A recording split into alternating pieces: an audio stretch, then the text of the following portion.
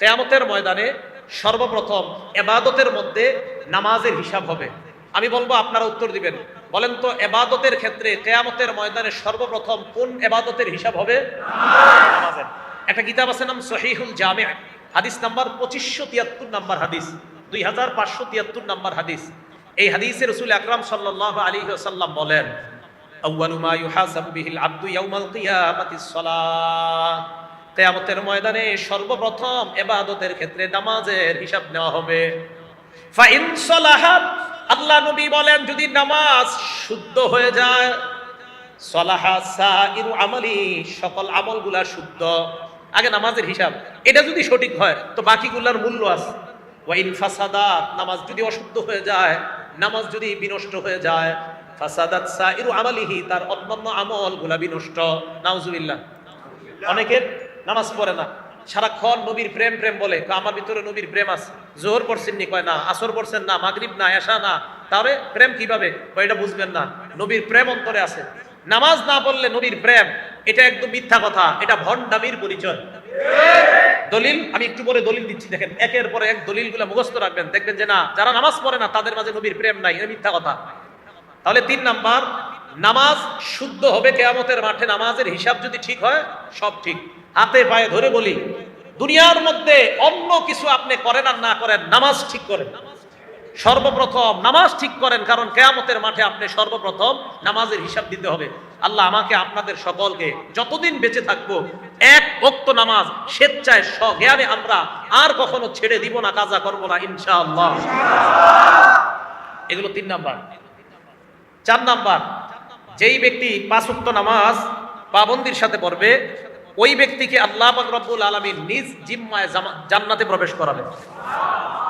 আবু দাউদ শরীফ হাদিস number 1420 number হাদিস, 1420 number হাদিস। ক্বালা রাসূলুল্লাহ সাল্লাল্লাহু আলাইহি ওয়াসাল্লাম, আল্লাহ নবী বলেন, খামসু সালাওয়াত, 5 ওয়াক্ত নামাজ, কাতাবাহুন্নাল্লাহু আলাল ইবাদ, বান্দা বান্দির উপর আল্লাহ 5 ওয়াক্ত নামাজ ফরজ করেছেন। জোরে বলেন, কয় ওয়াক্ত? 5 ওয়াক্ত। আওয়াজ দিয়ে বলবেন, ফজর সহ না ফজর ছাড়া? ফজর সহ। 5 ওয়াক্ত নামাজ বান্দার উপর আল্লাহ ফরজ করেছেন। ফামান জাআ বিহিন্না লাম ইউদাইয়্যি মিনহুন্না শাইআ ইস্তিগফাফান বিহাক্কিহিন্না।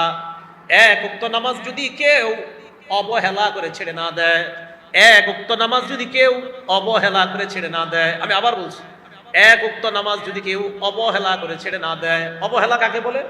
হুজুরে নামাজে দাওয়াত দিচ্ছে, এই এলাকার একজন ভাই চলেন, আরে যান ভাই চলেন, আরে যান তো ভাই চলেন না, নামাজে চলেন, আরে যান ভাই চলেন না। এই যে আরে যান, অবহেলা, ব্যাপার না, কোনো এটা কোনো ব্যাপার না, যান হুজুর পড়বো কালকে, ভাই ব্যাপার না। নবীজি বলেন, অবহেলা করে 1 ওয়াক্ত নামাজ ছাড়বে না। কানা লাহু আহদুন ইনদাল্লাহ আইয়ুদখিলাহুল জান্নাহ। 5 ওয়াক্ত নামাজ যারা নিয়মিত আদায় করবে, 1 ওয়াক্ত অবহেলা করে ছেড়ে দিবে না, আল্লাহ পাক রব্বুল আলামিনের ওয়াদা, আল্লাহ তাকে জান্নাতে প্রবেশ করাবেন। 5 ওয়াক্ত নামাজ নিয়মিত আদায় করলে আল্লাহ তাকে জান্নাতে প্রবেশ করাবেন।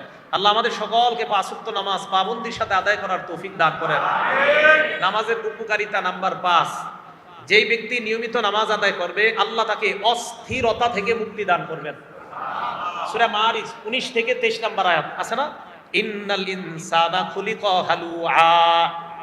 মানুষকে অস্থির করে সৃষ্টি করা হয়েছে। আমি আপনি জন্মগতভাবে অস্থির, আমরা জন্মগতভাবে অস্থিরতা আমাদের মাঝে আছে। ইযা মাসসাহুশ শাররু জাযুআ, অকল্যাণ যদি মানুষকে স্পর্শ করে মানুষ উৎকণ্ঠিত হয়ে যায়।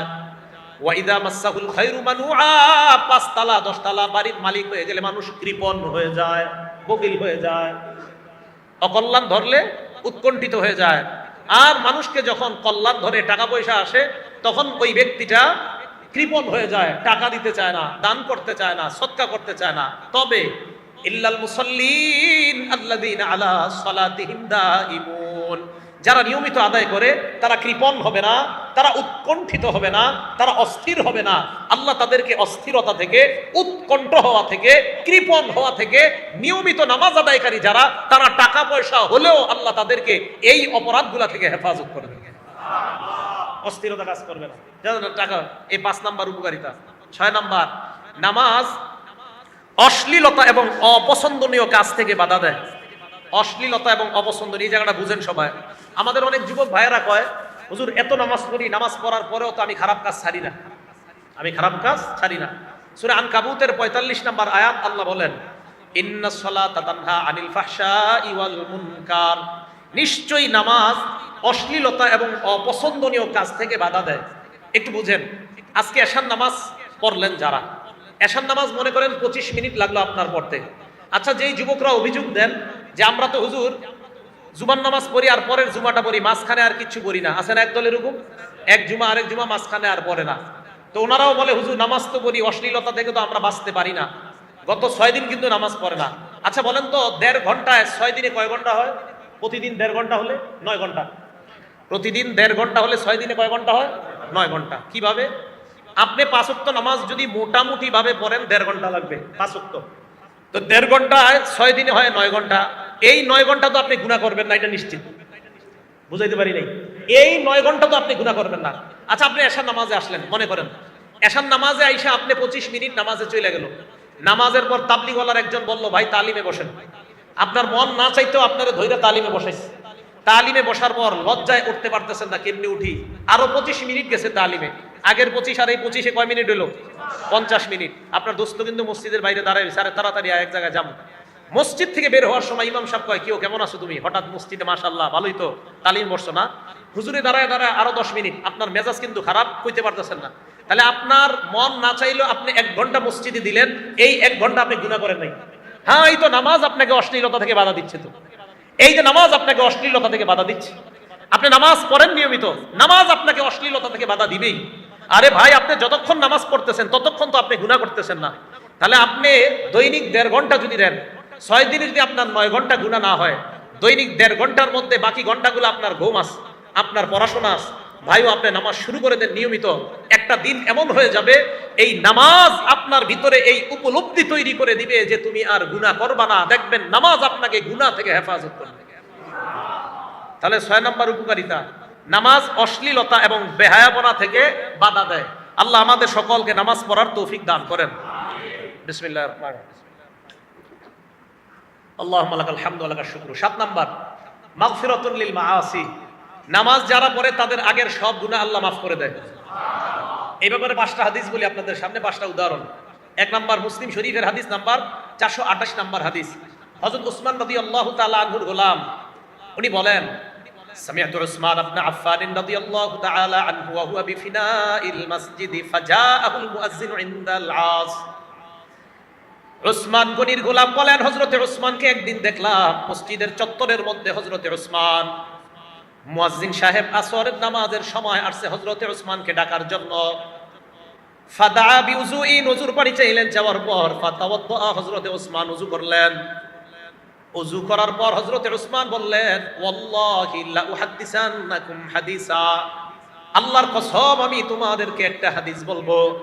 এবার হযরতে উসমান বলেন, ইন্নী সামি'তু রাসূলুল্লাহি সাল্লাল্লাহু আলাইহি ওয়াসাল্লাম ইয়াকুল, আমি আল্লাহ নবীকে বলতে শুনলাম, লা ইয়াতাওয়াদ্দাউ রাজুলুন মুসলিম, কোন মুসলমান যখন ওযু করে, জোরে বলেন, কোন মুসলমান যখন, আবার কোন মুসলমান যখন ফায়ুহসিনুল ওযুআ, সুন্দরভাবে ওযু করে, ফায়ুসাল্লি সালাতান, এরপর নামাজ আদায় করে, ইল্লা গফারাল্লাহু লাহু মা বাইনাহু ওয়া বাইনাল্লাতী তালিহা, ওই নামাজের আগের সব গুনাহ আল্লাহ মাফ করে দেন।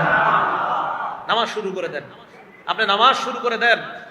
মুসলিম শরীফের 431 নাম্বার হাদিস, দ্বিতীয় উদাহরণ, এটাও হযরতে ওসমানের বর্ণনা। তিনি বলেন, মা মিন ইমরিইম মুসলিমিন তাহদুরুহু সালাতুন মাকতুবা, কোন মুসলমানের যখন ফরজ নামাজের সময় হয়ে যায়, বলেন তো ব্যবসায়ী মুসলমান যদি হয়, ওই ব্যবসায়ীর যখন ফরজ নামাজের সময় হয়ে যায়, মা বোনরা রান্নায় আছে, ফরজ নামাজের সময় যদি হয়ে যায়, চাকরির স্থলে আমরা আছি, ফরজ নামাজের সময় যদি হয়ে যায়, যে যে পেশার মধ্যে পজিশনের মধ্যে আছি, ফরজ নামাজের সময় যদি হয়ে যায়, ফায়ুহসিনু ওযুআহা, সুন্দরভাবে ওযু করে, ওয়া খুশুআহা ওয়া রুকুআহা, সুন্দরভাবে রুকু সিজদা আদায় করে, ইল্লা কানাত কাফারাতান লিমা ক্বাবলাহা মিনাজ যুনুব, তার এই নামাজ আগের সব গুনাহের কাফফারা হয়ে যায়।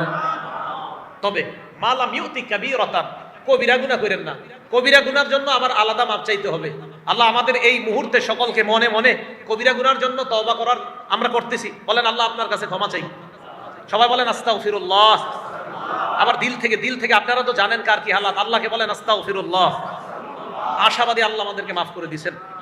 তিরমিজি শরীফের 3540 নম্বর হাদিস, 3540 নম্বর হাদিস, আল্লাহ পাক রব্বুল আলামিন বলেন, ইয়া আদম ইন্নাকা রাজাউতানি ওয়া মা দাউতানি মা রাজাউতানি ওয়া মা দাউতানি, আমাকে তুমি যতক্ষণ ডাকবা, যত আশা আমার কাছে করবা, গফারতু লাকা আলা মা কানা ফিকা লা উবালি, আমি তোমার অপরাধ ক্ষমা করে দিব, এতে আমি আল্লাহ কোনো পরোয়া করি না।